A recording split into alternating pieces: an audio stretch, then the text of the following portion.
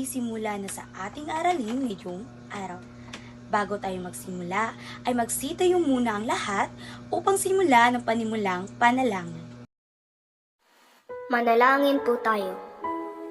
Panginoon, maraming salamat po sa binigay ninyong pagkakataon upang kami ay matuto. Gabayan mo po kaming lahat upang malinang ang aming isipan at maunawaan ng lubos ang mga leksyon na ituturo sa amin. Pagpalain niyo po ang aming mga guro sa matiyagang pagtuturo at pag-aatid sa amin ng mga leksyon sa araw-araw. Maraming salamat po, Panginoon.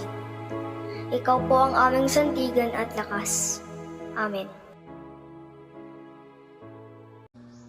Bago kayo umupo, ay pakipulot muna ang mga kalat sa ilalim ng inyong upuan at pakiayos ng hanay ng inyong upuan. Panatiliin natin ang kaayusan ng ating silid-aralan.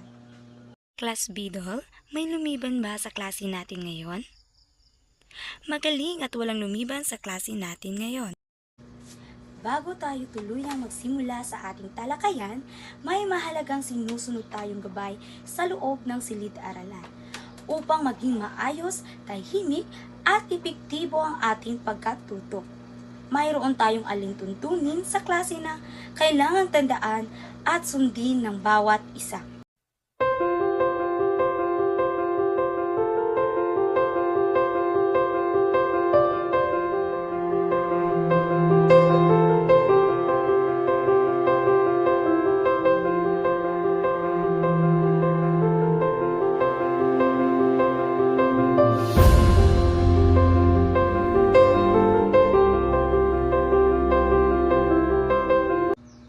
Bago nating talakayin ang bagong paksa, balikan muna natin ang ating tinalakay noong nakaraang pagkikita. Ano ang ating itinalakay noong nakaraang pagkikita? Tama! Ang ating naging paksa ay tungkol sa komunikasyon. Ngayon, sino ang makapagbahagi? Ano nga ba ang komunikasyon? Magaling! Talagang naaalala ninyo ang ating tinalakay noong nakaraang talakayan. Ngayon naman, may ipapakita akong mga larawan sa inyo. Tumingin kayo mabuti at pagmasdan. Ano ang iyong nakikita sa unang larawang ito? Tama! Mahusay ang inyong obserbasyon. Ikaw naman, ano ang masasabi mo sa ikalawang larawan? Tumpak! Tama ang iyong sagot. Maraming salamat. Ano ang napansin ninyo sa mga larawan na ipinapakita ko sa inyo ngayon? Ano kaya ang ibig sabihin ng mga larawang ito? Tama, magaling! Ang ating tatalakay ngayon ay patungkol sa uri ng komunikasyon. Ngunit bago iyan ay babasahin muna natin ang ating layunin sa klase ngayon. Pakibasa ng sabay-sabay.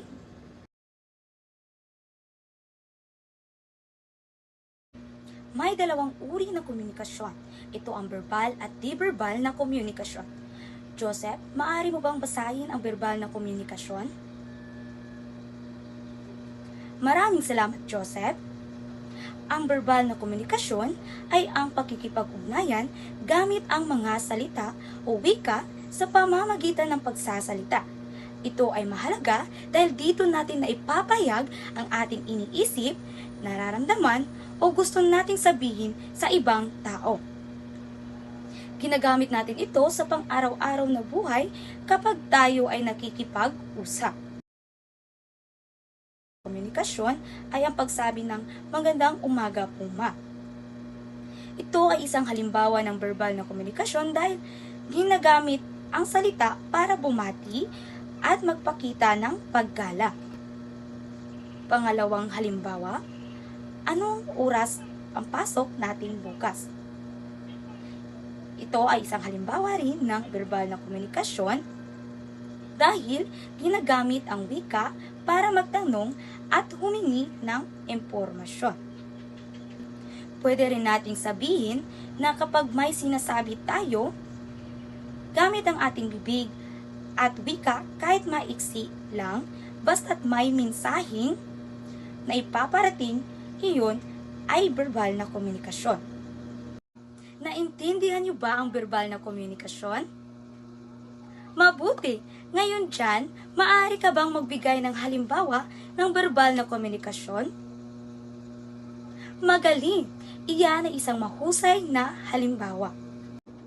Dumako naman tayo sa di-verbal na komunikasyon. Sino ang gustong bumasa ng kahulugan? Sige, Mariel. Maraming salamat, Mariel. Ang di-verbal na komunikasyon ay ang paraan ng pagpaparating ng mensahe hindi sa pamamagitan ng salita, kundi sa pamamagitan ng kilos ng katawan, ekspresyon ng muka, galaw ng kamay o tono ng boses. Kahit hindi tayo magsalita, naipapakita pa rin natin ang ating nararamdaman o iniisip. Halimbawa nito, pagngiti sa klase habang kayo ay nagkikita sa umaga. Ito ay di-verbal na komunikasyon dahil hindi ka nagsasalita pero pinapakita mo ang pagiging magalang at masaya sa pamamagitan ng inyong ngiti. Pangalawang halimbawa, pagtaas ng kilay habang nakikinig sa paliwanag ng kaklase. Isa rin itong verbal na komunikasyon dahil kahit walang salitang sinasabi, pinapakita ng kilos ng muka na nangungulugang o may pagdududa ka sa naririnig mo. Ngayon, Ashley, maaari ka bang magbigay ng halimbawa ng di-verbal na komunikasyon? Napakahusay, maganda ang iyong pag-unawa. Ano nga ating paksang itinalakay ngayong araw, Maureen? Mahusay, tama ang iyong sagot. Candy, ano ang verbal at di-verbal na komunikasyon? Magaling, ang iyong kasagutan ay tama. Talagang nakikinig kayo sa ating klase ngayon. Naggagalak ako na nakikinig talaga kayo sa klase natin. Naway lagi ninyong tatandaan ang dalawang uri ng komunikasyon at gamitin ng mabuti. Ngayon ay susubukan naman natin kung gaano kalalim ang inyong pag-unawa patungkol sa paksa natin ngayon. Magkaroon tayo ng isang gawain pangpangkat. Hatiin ko kayo sa dalawang grupo. Unang pangkat ay verbal na komunikasyon, ikalawang pangkat ay di-verbal na komunikasyon. Bubunot kayo ng larawan at ipapaliwanag ito batay sa inyong paksa. Gamitin ang tamang anyo ng komunikasyon at isadula ito ng may sigla. Naintindihan niyo ba, class? Mabuti, bibigyan ko lamang kayo ng 10 minuto sa paghahanda. Magaling ang ipinakitang kooperasyon ninyong lahat at napakaganda na inyong naging pagganap at ipinakita ninyo ang malalim na pag-unawa sa paksa. Ang inyong kooperasyon at dedikasyon ay tunay na kapuri-puri. Muli maraming salamat sa inyo. Ano ang natutunan ninyo sa paksang tinalakay natin tungkol sa uri ng komunikasyon, verbal at di-verbal na komunikasyon? Tama ka, Jane. Ang verbal na komunikasyon ay tumutukoy sa mga salitang ginagamit natin sa pakikipag-usap.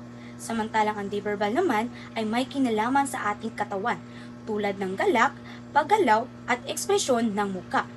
Mahalaga ang tamang balanse ng dalawa upang maging malinaw at epektibo ang mensahe na nais iparating. Kung hindi makatugma ang mga salita at galaw, maaring magdulot ito ng kalituhan sa tagapakinig. Kaya't kinakailangang maging maingat sa ating mga galaw at ekspresyon pati na rin sa paggamit ng mga salita. Ngayon ay maghanda ng isang buong papel dahil magkakaroon tayo ng pagsusulit. Tapos na ba kayo? Ipasa inyong mga papel sa harap. Gusto niyo na bang umuwi? Ngunit bago iyan ay may ibibigay ako na takdang aralin na babaunin ninyo sa inyong bahay. Bilang takdang aralin, kumuha ng isang buong papel at magbigay ng tig-10 halimbawa ng verbal at di-verbal na komunikasyon.